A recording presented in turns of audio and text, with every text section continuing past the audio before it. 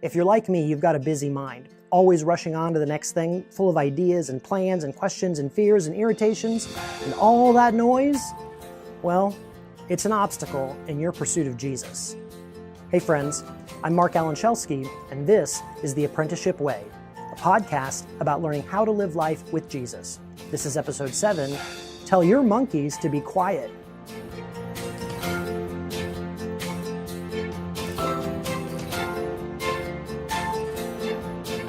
Today we're going to talk about one of the chief obstacles for living with an ongoing sense of connection to God.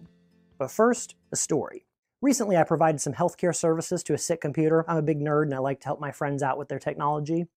This poor thing was bogged down so badly it could hardly think. My friend had important things that they needed to get done. The computer couldn't keep up. They were so frustrated they were almost at the point of just going out and buying a new computer. Well, after running a few tests, we figured out the problem.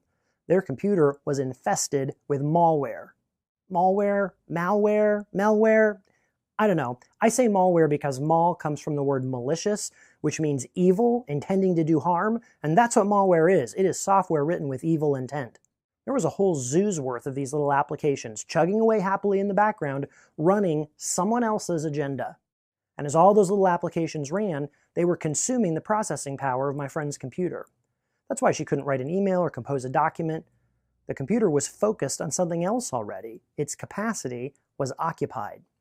So we baptized the thing and renewed its mind. We ran an application that finds and removes viruses and malware, and then did a bunch of other maintenance, and now it's clicking along just fine. Hold on to that picture for a moment. In John's Gospel, John's telling of the story of Jesus' ministry, Jesus spoke with this woman. She's identified as a Samaritan woman. That means she was an outsider. And she was asking Jesus about how to find God. He told her, this is in John chapter 4, verse 23. God is spirit, and those who worship him must worship him in spirit and truth. Now, that's great news because it means we don't have to go someplace special to find God. In another part of John's Gospel, Jesus told the disciples something that was shocking. He said these words, John 14:20, "In that day you will know that I am in my Father, you are in me, and I am in you." That's also great news because it means we don't have to wait until some special, sacred, appointed time to find God. These two things taken together give us ultimate freedom. We can find God right where we are, whatever we're doing. God is with us. The whole of life is God's temple. We don't have to jump through someone else's hoop. We don't have to prove our credentials of being a good follower of God. We don't have to follow that one really special teacher or go to the one church that has it all together or even have our theology exactly right. God is with us now. That's really good news. Well, today we're going to talk about one of the chief obstacles that gets in the way of our experience of this incredible reality. Well, some of you are experiencing this obstacle right this minute. Maybe there's some imperfection in the recording. Maybe you heard the bass rumble of a truck driving by outside my studio, or your phone vibrated, and you're struggling with whether you're going to check the message and see if someone texted you. Or maybe it's something bigger. Maybe you have an ongoing thread of anxiety in the back of your mind because you're waiting on a report from your doctor, or your manager asked to meet with you on Monday, or one of countless other thoughts is demanding your attention. Whack-a-mole style, you're trying to pay attention, but they keep coming up. Here's the thing. Right now, in this moment, you are either listening or watching a podcast about spiritual growth. That's what we're doing right here together. The whole purpose of what we're doing is about learning how to focus more clearly on Jesus in our lives. That's what I'm pursuing. It's why I'm sharing what I'm learning with you. It's what you're pursuing because you're clearly taking the time to listen. You have a desire to understand more. So right now, this is an on-purpose moment, meant to be all about focusing on God. And yet right now, your mind is buzzing with background chatter that has nothing to do with God at all. It's true for me too. That constant inner chatter is one of the things that impedes our ability to hear the voice of the Spirit. You know what I'm talking about? You know that buzz. This isn't just a problem with you. This is a human problem. This problem is so common that it's something people have been talking about for thousands of years. The Buddhist meditation tradition has a special name for this problem, which I love. They call this noisy chatter in the back of our brains the monkey mind. I love the insight of that image. You can just imagine you've got this adolescent orangutan living in your brain, and it's always hooting and grunting and pointing and throwing stuff. Sometimes it's just background noise, quiet in the background, barely audible. Sometimes when it notices something shiny or it's feeling hungry or angry, it throws a giant fit that sounds like feeding time at the monkey house. You know exactly what that feels like, right? Some days, it feels like we need a mental malware checker like I used on that computer. Wouldn't that be great? Some little application we could run that could point out all the programs running in our mind, and we could just decide which ones to turn off, which ones to mute and silence. It could point out all our unhealthy mental habits. We could just uninstall anything we don't need anymore. That would be incredible. We need stillness. In the upper room, when Jesus gathered with his disciples in the last week of his life on earth, Jesus told his friends that their work, the most important thing they had to do, was to remain. Another translation of that word is to abide. Listen to these words: remain, abide. Do those words sound rushed to you? Do they sound busy? Do they sound noisy and cluttered? No, those are restful words, peaceful words. Psalm 46:10 says, "Be still and know that I am God." The way to know God is not in striving or accomplishing, it's in being still, remaining, abiding, waiting. Jesus showed us this in his interaction with Mary and Martha. You probably know this story. Jesus honored Mary's desire to be still, to be near him, to sit with him. Jesus even said that the very good and honorable tasks that needed to be done wouldn't be allowed to infringe on Mary's desire to remain. This is hard, right? It's hard for us to be still. Even when we can be still with our bodies, it's hard to get our minds to be still. And yet that's what we need. That busy, noisy mind, the monkey mind, it can run away with us. Anxiety can creep up until it's all we can see. Anger can erupt and blind us. Tracking all of our obligations and our commitments creates this constant buzz in the background of our consciousness. And then, if some real struggle erupts, some crisis, our minds are just overwhelmed. When the people of Israel had escaped Egypt and slavery, they were headed toward the Red Sea. That's when Pharaoh pulled out the chariots and chased them down, deciding to get the slaves back. And Israel found themselves trapped between the water on the one side and this oncoming enemy army on the other. And that was a crisis. And their anxiety, it spiked. You can't blame them. And in that moment, what did Moses, their leader, tell them? This is in Exodus 14, verse 14. He said, "The Lord will fight for you. You need only to be still." Even in those stressful moments, what we need is stillness. Now, there are two different ways we can be still.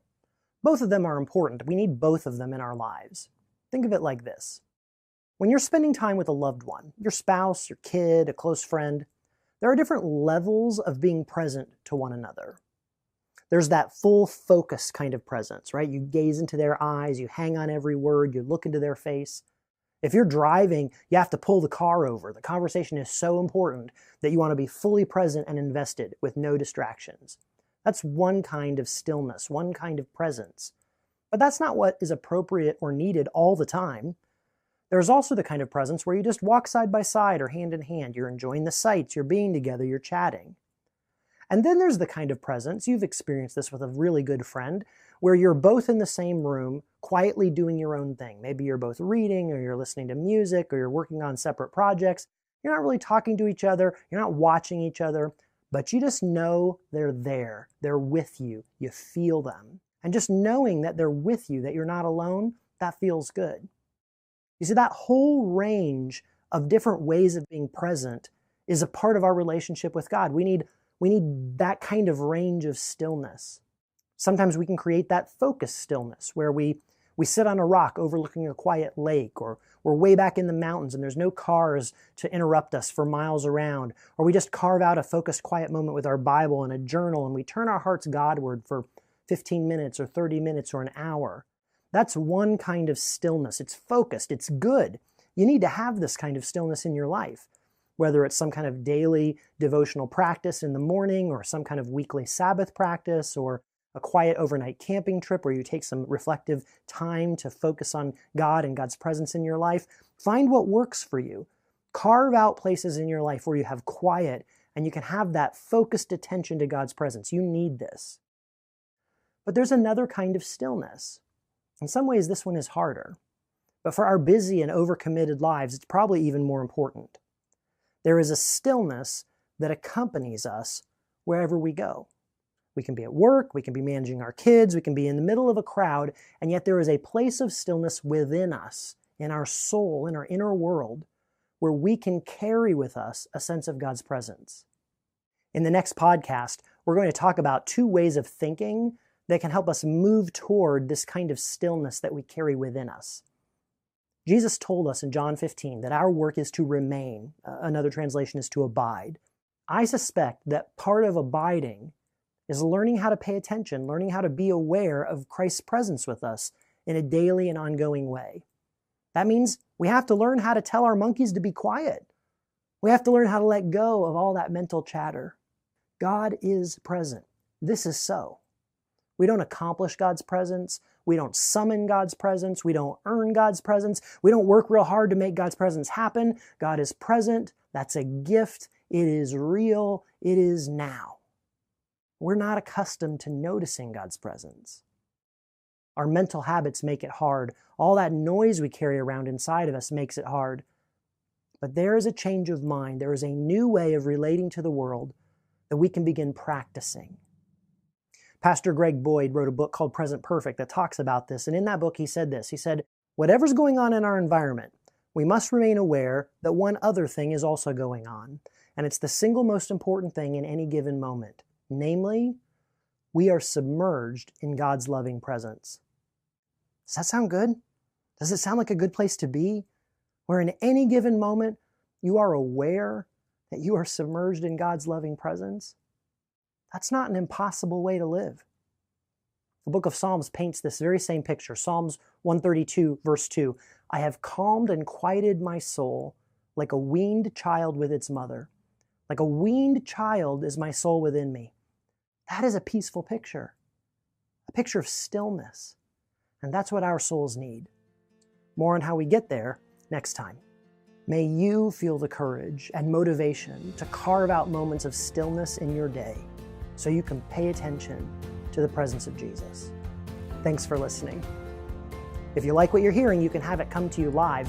I'm scheduling speaking engagements through the end of 2019, and I would be honored to come and speak at your church retreat, school, or nonprofit. I talk about practical spiritual growth just like this, but I also talk about emotional discipleship. It is high time the church started paying attention to the role of emotions in our lives and our faith. We need to talk about inner wellness. We need to talk about mental health. We need to talk about depression. We need to talk about the fact that you can't grow spiritually if you're not growing emotionally. This is in support of my new book, The Wisdom of Your Heart, Discovering the God-Given Power and Purpose of Your Emotions. It came out this last September, and very soon, the next couple of months, the audiobook version is going to be coming out as well. I'd love to bring this content to your community. If you'd like to check my availability, there's a link in the show notes that can get that conversation started.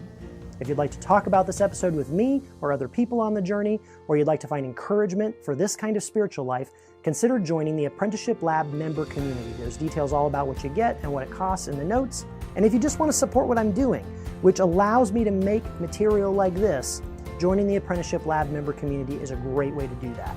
If you like this podcast, you can subscribe in iTunes, Apple Podcasts, every other podcast app out there. You can also find a video version of this on my YouTube channel and subscribe there. I would be grateful if you'd take a moment to rate or review this podcast wherever you find it, since that's one of the best ways to help other people discover it. If you want to hear more from me, then subscribe to my email list. I email about twice a month with a new blog post and links to other things that will be of benefit in your spiritual journey. And if any of that catches your eye, you'll find the show notes for today's episode, including all the scriptures and the links I just mentioned, at www.marcalanschelske.com, TAW007. Until next time, remember, in this one present moment, you are loved. You are known. You are not alone.